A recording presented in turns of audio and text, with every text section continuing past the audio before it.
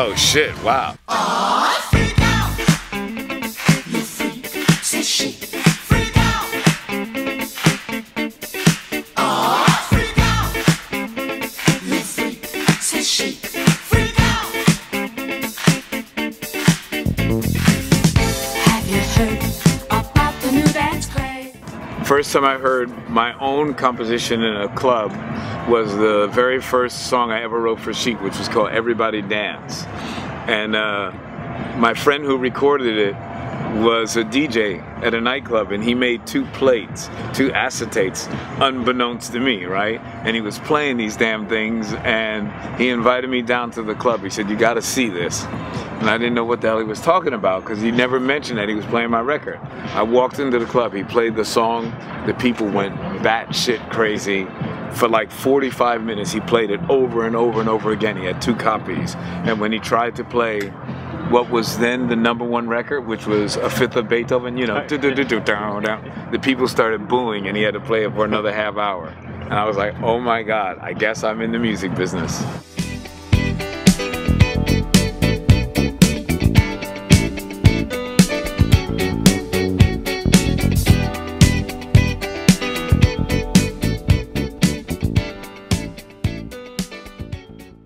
The good thing is that I've never felt that way, which is the way we organized the Chic organization.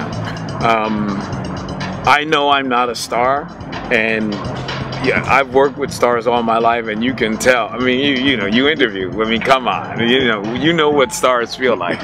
I ain't that guy, so I knew that, and I was fortunate enough to see this band called Roxy Music.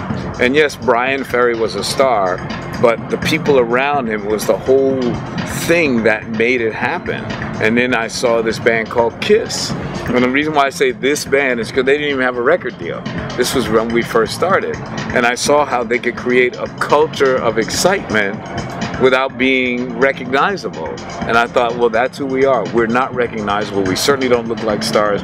We definitely don't act like stars. So let's create this star thing, this vehicle. And that's how we came up with the concept of Chic.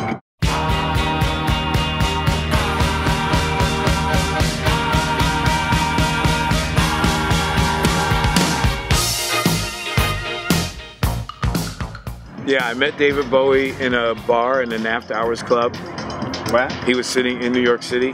He was sitting all alone, believe it or not, all alone at the bar in the back, drinking orange juice, and nobody noticed him because Bowie, to us, looked very theatrical. However, this guy looked very normal and businesslike. And I didn't realize that at the time, Bowie was on the cutting edge of what we would now call, what we would soon call the metrosexual movement. But at that time, there was no such thing. It was just like, he was just done up and cool and debonair and suave in the midst of us guys who were more club kids. You know, we were like wacky hair. I've always had wacky hair, but you know, wacky hair, wacky, well, ta-da, you know, wacky hair, wacky clothes. And Bowie looked normal compared to us. And we started chatting, and that led to Let's Dance. The very first significant paycheck I got, which was rather significant because we got into a lawsuit with our production company right from the beginning. So we still lived like paupers for more than a year after we had hit records. So our first check was really big. So our first check, remember, we wrote everything, so it had "We Are Family," "He's the Greatest Dancer," "Thinking of You," "Dance, Dance, Dance," "Everybody Dance," "I Want Your Love," "Aw, Freak Out." You know, that's my first check. So I went out and I bought a speedboat, a cigarette ocean racer. Meanwhile, nobody in New York had cars, and I had a speedboat, you know, looked like Miami Vice.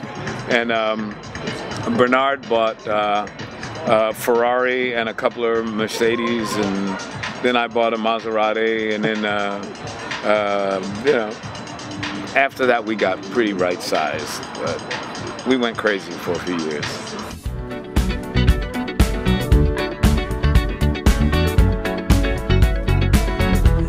The present has no ribbon. Your gift keeps on giving. What is this I'm feeling?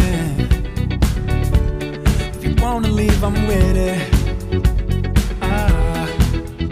The first time I heard the most primitive version of Get Lucky was probably the one and only time. Now, this may not be true. They may have played something, Daft Punk may have played something in my apartment, but I honestly don't remember them playing anything in my apartment. They came over to play it, but we just talked. I went to the studio and we played 3 songs. None of them were called Get Lucky. It didn't get called Get Lucky until Pharrell got to the song, and he was, I guess probably last in the process.